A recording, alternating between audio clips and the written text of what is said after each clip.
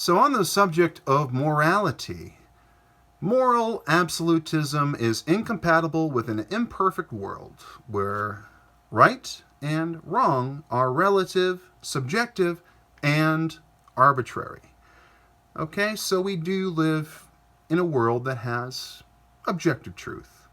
There is a sort of order to things in this world that can be observed, but by and large, we live in an imperfect world where everybody, different forces of nature, different people, even businesses now, whenever we create something new, a new life form, everybody's vying for their best interest. We live in a world of rational free will in which people, animals, organisms, they go on a survivalistic journey to get to their goals. They go through these systems, whatever it might be, but they get to their goals. And that is, of course, being successful, surviving.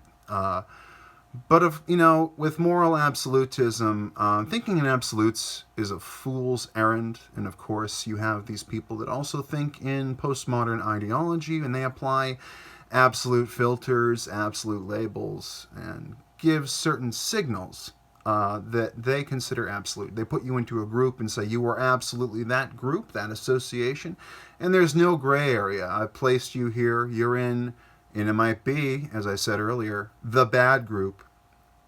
And you want to be on the good team, right? Maybe if you change your thoughts, change your ways, change your ideology, you can be with us in right think land. Of course, right think is subjective, it's relative, and it's rather arbitrary. We don't live in a world where you can look at a situation. It's far too complex. You can't look at a situation that's so complex and say, well, there's one solid way to go with this. There's one moral way to go. That's just not the way that it is. There's often a lot of factors in play that make it harder for people to make a simple decision. Now, the leaders do have to go ahead and make that decision. They have to make a hard choice. They have to choose between, trying to save everybody and having a 60% chance of losing everybody, or saving 80% and having a 100% chance of saving those people. These are complex moral decisions that are being made.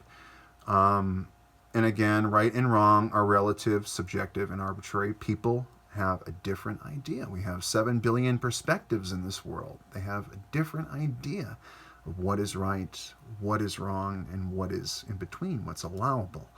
So when you're taking an absolute position and you're not allowing any movement, of course, when you're talking rhetorically with people, you might want to stand your ground and not look weak.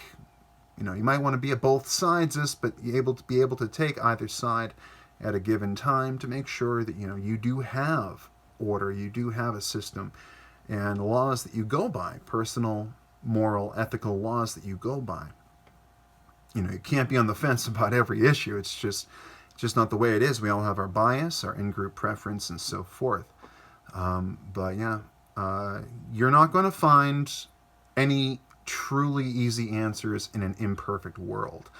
As I discussed in another one of my tweet videos, you have a situation where, perfection is a fallacy. So, you have to have a very ordered, specific world, a very limited box, as it were, before you can actually define what is perfect. Like, do you check all the boxes of that box? If you check all the checklist items of that list, to reach moral virtue, to reach a place where you're dramatically emphasizing morality over immorality in a given situation, you'd have to have a certain smaller box. So otherwise, in general, it's subjective. Everybody has their own belief as to what's important, what's more moral, what's more immoral. There are some universal truths to what's morally virtuous. We don't want to lie too much. Okay, everyone lies all the time to themselves, to everybody else, but we want to be as honest as possible. We also don't want to rape, murder, or steal. Obviously those things, you're not going to make an argument to say, well, it's okay to do that.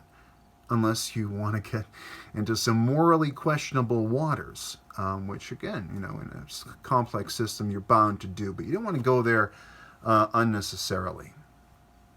So, yeah, moral absolutism is at times a fool's errand. And of course, if you do believe in a traditional religion, if you have God or Allah in your life, if you're Hindu, Buddha, a Buddhist, or if you're Jewish, or whatever your viewpoint might be, or if you're devoutly secular and you believe in a modern religion, such as social justice, censorship, moral panic, institutions, global warming, outrage culture, or even celebrity.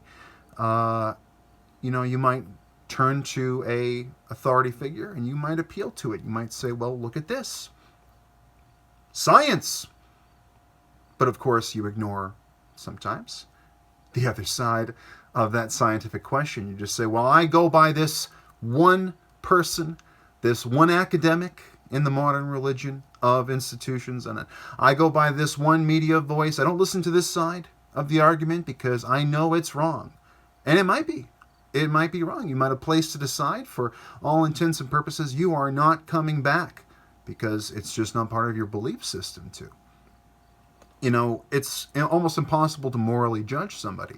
So that's why I say it's incompatible with this imperfect world, where right and wrong are relative, subjective, and arbitrary.